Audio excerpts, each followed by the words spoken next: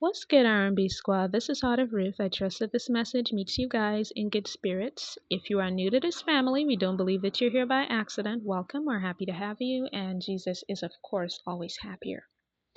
The word I have today comes from two separate dreams that I had. Now, one of the dreams I had last month, and I completely forgot about it. And then the dream that I had last night, the more recent dream, was what reminded me of the dream that I had last month. So God used one to remind me of the other, and they pretty much have the same meaning. Now, the Lord also gave me some scripture, and He had me read a couple things to accompany this word. I'm going to get to that in a minute. God has been speaking very heavily on the topic of marriage for the past couple days, for the past week or so. He's been speaking to me a lot about marriage. Marriage is on the Lord's heart. And y'all are going to start seeing other prophetic voices speaking on marriage as well, because this really is on the Lord's heart. And because He's speaking to me so much about marriage, that lets me know that many of you under the sound of my voice are right now, you're in your marriage season. Your kingdom marriage is about to come together. You're going to walk into your marriage promise. So let me get into the word and the dream. So in the first dream, there was this couple. They were walking with their arms linked to each other. So they were walking arm in arm. But what I noticed, what really stood out to me about them, is that their hips were touching. So it's like they were walking arm in arm and hip to hip. Their hips were literally touching, and it looked like they were deliberately allowing their hips to touch as they walked. And that was the end of the dream. It was very brief.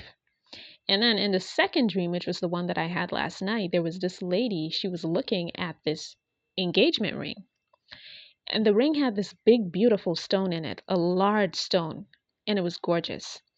But as she stood holding the ring with the big stone, I had the impression that she was worried that when she tried it on, it would weigh her finger down. She had these really tiny, cute hands, and she really did think, and looking at her, I thought the same thing. I thought that ring is it's going to weigh her finger down.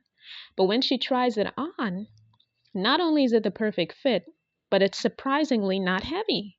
So it doesn't weigh her finger down. And that's the end of that dream. Now I'm going to read what the Lord had me read regarding the hip, because of the fact that He emphasized the couple walking arm in arm with their hips together, their hips touching. This is what the Lord had me read about the hip. I'm reading it to you guys. Your hip joint is a connection point between your legs and your torso. Specifically, it joins the thigh bone to the pelvis. Its main function is to support the weight of the body. Let me read that again. Specifically, it joins the thigh bone to the pelvis. Its main function is to support the weight of the body. So for whomever this is for, the person that God has either already sent into your life or is about to send into your life, or the person that God is about to reunite you with, because I know a lot of you that listen to me are in different situations. Some of you know who your person is and you're separated from that person right now. Some of you know who your person is, and even though you're not separated and you're probably dating, this person has not expressed an interest in marrying you just yet. Some of you have not met your person yet at all. It doesn't matter. God is saying that this person, whether you've already met them or you're about to meet them, this person is going to be your help. They're going to be so much more than just your husband or just your wife. This person is literally going to be a helpmate. The things that you carried by yourself previously, the things that were too heavy, this person is going to come into your life and lighten that load.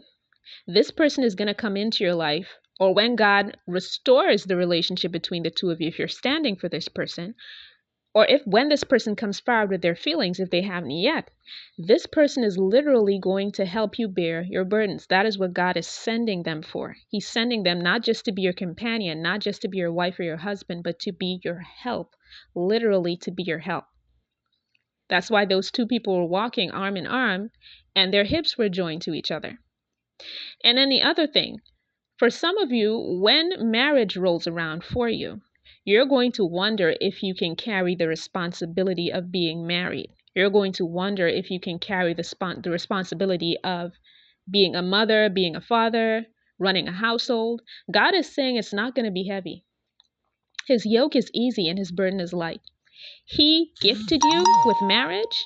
He gifted you with this partner. And so nothing God gives to you is going to be too heavy for you to carry. So just remember that when that time comes. The Lord also led me to some scripture, and I am reading from the New International Version today because that version just breaks it down so clearly.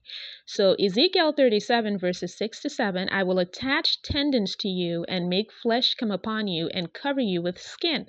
I will put breath in you and you will come to life. Then you will know that I am the Lord. So I prophesied as I was commanded, and as I was prophesying, there was a noise, a rattling sound, and the bones came together, bone to bone. So now that scripture is for those of you who have given up hope.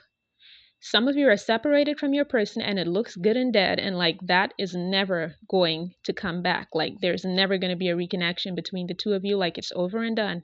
That's what you think and that's how you feel. Some of you haven't heard from this person in so long that you don't see any reason why they should reach out to you now, why you guys should reconnect now. Others of you, whatever disagreement you had with this person in your last encounter with them was so bad that you don't see how you can come back from it. You literally do not see how the two of you can get past that and move forward positively. And then for others of you, you've given up on your marriage promise altogether. Maybe you haven't met your person. Maybe you thought you met them and then it turned out that wasn't them. And you've given up on your marriage promise altogether because you're looking at the time. You're thinking about your biological clock. You're thinking that it doesn't make any sense anymore. Like it doesn't make sense believing for marriage anymore.